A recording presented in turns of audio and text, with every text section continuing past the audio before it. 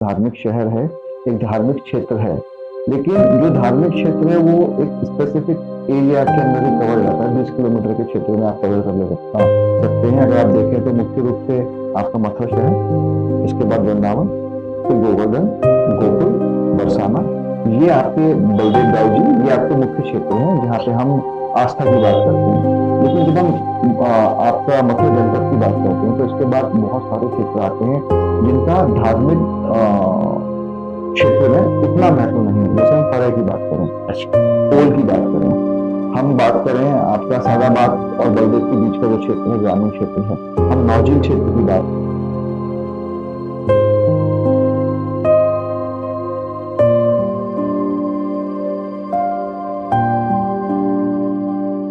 नमस्कार, मैं विकास गोस्वामी।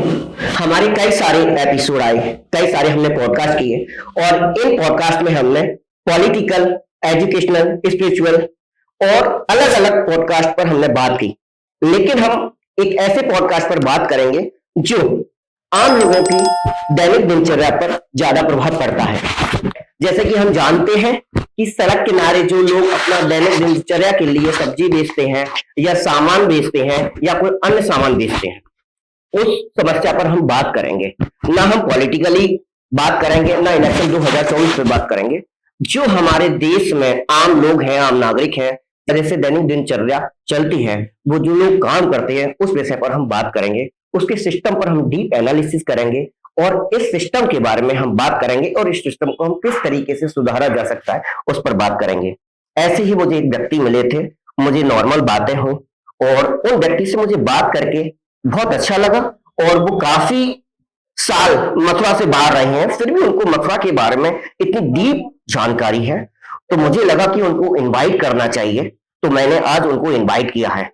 और बाकी के जो आप हमारे पॉडकास्ट देखते हैं, और इस पॉडकास्ट बिल्कुल अलग है, आपका दैनिक दिनचर्या से है, आपको अच्छा लगेगा बात करते हुए और मुझे बहुत अच्छा लगा और आपको सुन के बहुत अच्छा लगेगा। इस पॉडकास्ट के लिए आप हमारे चैनल को सब्सक्राइब करें और ज्यादा से ज्यादा इस वीडियो को शेयर करें ताकि आम लोगों की दैनिक दिनचर्या में सुधार आ सके। आज हम ऐसे ही व्यक्ति को बात करेंगे जिनका नाम है हितेंद्र सिंह। तो सर, बहुत बहुत स्वागत है आपका हमारे चैनल में और आने के लिए बहुत बहुत धन्यवाद। और मैं आपसे इतना जानना चाहता हूं कि आप मथुरा में तो निवास रहा ही है आपका, आपने मुरादाबाद में आपका जन्म हुआ, लेकिन आप ताल्लुक रखते हैं मथुरा से। मथुरा में आपकी प्राइमरी, सेकेंडरी और हायर एजुकेशन हुई और आपकी जो वेबसाइट से मुझे जानकारी हुई hitendrsingh.com से। और मैं इतना जानना चाहता हूं कि आप इतने साल रहने के बावजूद भी मथुरा के बारे में आपको डीप इतनी नॉलेज है। आप मुझे बताइए कि मथुरा शहर और वृंदावन के अलावा क्या और मथुरा है कि नहीं, क्या मथुरा दिखता है कि? विकास जी, सबसे पहले बहुत बहुत धन्यवाद आपका मुझे इस प्लेटफॉर्म पर बुलाने के लिए। उसी श्रेणी में मथुरा के ब्रजवासियों को भी मैं धन्यवाद देना चाहूँगा कि मुझे एक ऐसा ब्रज क्षेत्र में आपके माध्यम से एक प्लेटफॉर्म मिला जहाँ पे मैं अपनी बातें रख सकूँ। तो जो आपका क्वेश्चन रहा है कि आप मथुरा के बारे में आपको इतनी जानकारियाँ कैसे हैं, तो इस क्षेत्र में बस मैं यही कहना चाहूँगा आपसे कि जब एक बच्चा होश संभालता है और अपना सराउंडिंग देखना शुरू करता है, तब से मैं मथुरा में रहा हूँ। तब से मेरा रहना शुरू हुआ। मेरे पिताजी बिजली विभाग में एसडीओ के पद से रिटायर हुए, तो उनका थोड़ा ट्रांसफरेबल जॉब था, तो इसी वजह से वो यूपी स्टेट में कई डिस्ट्रिक्ट्स में उनके ट्रांसफर होते, तो हमारा आना जाना उनके साथ रहता था। लेकिन बचपन से लेके और जब तक मैंने जॉब के लिए मैं मथुरा से बाहर नहीं निकला, तब तक सारी एजुकेशन मेरी मथुरा में हुई है। इसलिए मेरा मथुरा से एक विशेष लगाव है और मथुरा में मेरे ज़्यादातर मित्रगण मथुरा में ही हैं और उन्हीं के माध्यम से जो मथुरा से जुड़ा हुआ जो ग्रामीण क्षेत्र है, जैसे आप नौझील की बात करें, आप सौंठ की बात करें, फरह की बात करें या आप शेरगढ़ कोसी की बात करें, तो कुछ मेरे पारिवारिक रिश्तेदार भी आपके गोवर्धन और शेरगढ़ क्षेत्र में आते हैं।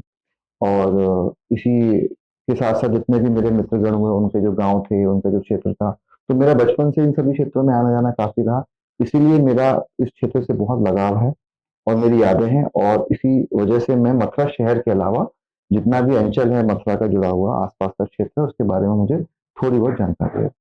थोड़ी बहुत जानकारी, काफी ज्यादा जानकारी है आपको। मैं अभी भी बोलूँगा थोड़ी बहुत जानकारी अच्छा। है। जैसे कि मेरे बचपन में एक मित्र थे, वो नौझील के पास एक आपका बागारा गाँव है, तो मेरा बचपन में हर साल हम उनके साथ वहाँ जाते थे, तो काफ़ी समय बिताते थे, वहाँ बीता। उसी श्रेणी में मेरे एक मामा जी थे जो गोवर्धन में, तो गोवर्धन क्षेत्र में मेरा काफ़ी आना-जाना रहा और मैं एनसीसी कैडेट भी रहा हूँ। अच्छा। तो एनसीसी कैडेट आस-पास के एरिया में जाके अपनी सर्विसेज़ देते थे, तो उसमें सर्विसेज़ में मैं जाता था, तो आस-पास के क्षेत्रों से मैं जुड़ा हुआ था और मेरी शिक्षा जो है वो मथुरा शहर में हुई है। तो यहाँ पे जितने भी आपके middle school, high school, college और जितने भी मैंने एजुकेशन कंप्लीट करी, तो वहाँ आस-पास के क्षेत्र के ही ज़्यादातर विद्यार्थी आते थे, तो मेरा सोशल इंटरेक्शन काफ़ी अच्छा रहा लोगों से। तो मेरा उसी श्रेणी में इन सब लोगों से मिलना रहा, मैं इनके ग्रामीण क्षेत्र में जाता रहा। मेरे कई मित्र फरह से भी बिलॉन्ग करते हैं, ओल्ड से भी हैं और आपका मेरे एक भाई साहब हैं, उनका ससुराल जो है वो आपकी भरतपुर की तरफ अगर आप जाएँगे तो वहाँ पे सोनोट गाँव है।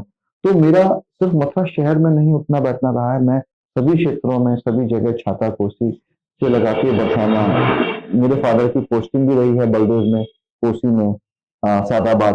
तो जब सादाबाद उस समय मथुरा डिस्ट्रिक्ट का हिस्सा हुआ करता था, तो मेरा काफ़ी उठना, आना-बैठना, मैं बहुत क्षेत्रों को बहुत करीब से देखा हूँ मथुरा के। मुझे आप इतना बताइए कि आप इतनी सारी जानकारी होने के बावजूद भी आप मथुरा में धार्मिक नगरी कहा जाता है, तीर्थ स्थल कहा जाता है कि आपको लगता है कि धार्मिक नगरी के अलावा मथुरा का कोई और दूसरा अस्तित्व हो सकता है? हम बात करते हैं धार्मिक नगरी का, तो इसमें कोई दो राय नहीं है कि हाँ, मथुरा जो है एक वो धार्मिक शहर है, एक धार्मिक क्षेत्र है। लेकिन जो धार्मिक क्षेत्र है वो एक स्पेसिफिक एरिया के अंदर ही कवर रहता है, 20 किलोमीटर के क्षेत्र में आप कवर कर सकते हैं। अगर आप देखें तो मुख्य रूप से आपका मथुरा शहर, इसके बाद वृंदावन, फिर गोवर्धन, गोकुल, बरसाना, ये आपके बलदेव दाऊ जी, ये आपके मुख्य क्षेत्र हैं, जहाँ पे हम आस्था की बात करते हैं। लेकिन जब हम आपका मथुरा जनपद की बात करते हैं, तो इसके बाद बहुत सारे क्षेत्र आते हैं, जिनका धार्मिक क्षेत्र में उतना महत्व नहीं है। जैसे हम फरह की बात करें, ओल की बात करें, हम बात करें आपका सादाबाद और बलदेव के बीच का जो क्षेत्र है, ग्रामीण क्षेत्र है। हम नौजील क्षेत्र की बात करें, हम शेरगढ़ की बात करें, हम छाता की बात करें, हम कोसी की बात करें, हम गोवर्धन से और आपके छाता के बीच का जितना भी ग्रामीण क्षेत्र है, उसकी बात करें। तो वो सभी जो क्षेत्र हैं, वो धार्मिक क्षेत्र में नहीं आते। वो मेरे हिसाब से एक बहुत बड़ा एग्रीकल्चर के साथ-साथ इंडस्ट्रियल बेल्ट है। जैसे कि आप कोसी छाता की बात करें, तो वो आपका बहुत बड़ा इंडस्ट्रियल बेल्ट है और अगर आप फरह की बात करें, यहाँ पे इतना बड़ा आपका बकरी पालन केंद्र है फरह में, अगर आप देखें तो बहुत बड़ा है, रिसर्च की साइड से भी है। अगर आप बलदेव की तरफ जाएँ तो आलू की खेती बहुत होती है। अगर आप नौझील की तरफ जाएँ तो वहाँ पे आप आलू की खेती वहाँ में लगी है, लेकिन मुख्य रूप से वहाँ पे गेहूँ की खेती होती थी। इसी श्रेणी में अगर आप सौंफ की तरफ जाएँगे, तो सौंफ क्षेत्र में आपका सरसों की खेती काफ़ी होती है। तो मेरा ये मानना है कि मथुरा एक धार्मिक नगरी है, बट नगरी के साथ-साथ जितने भी आपके ग्रामीण अंचल है, जो क्षेत्र हैं, वो एक एग्रीकल्चर बेल्ट है और दिल्ली की तरफ आप कोसी की तरफ जाएँगे तो आपको इंडस्ट्रियल बेल्ट है और उसके साथ-साथ जो ज्योग्राफिकल लोकेशन है इंडिया के मैप में मथुरा की, वो बहुत ही अच्छी है। आप राजस्थान को कुछ ही किलोमीटर पे टच करते हैं। आप दिल्ली भी आपसे करीब 1.5 से 2 घंटे के डिस्टेंस पे दूर है। आप उसके साथ-साथ आप हरियाणा को भी आप 45 मिनट में टच कर लेते हैं। तो हम 3 स्टेट्स को लगभग-लगभग टच करते हैं। उस हिसाब से अगर हम देखें तो मथुरा की ज्योग्राफिकल लोकेशन बहुत अच्छी है एक इंडस्ट्रियल डेवलपमेंट के लिए, ट्रांसपोर्टेशन के हिसाब से भी। तो धार्मिक नगरी के होने के अलावा मथुरा में और भी बहुत सारे स्कोप्स हैं मेरा मानना है।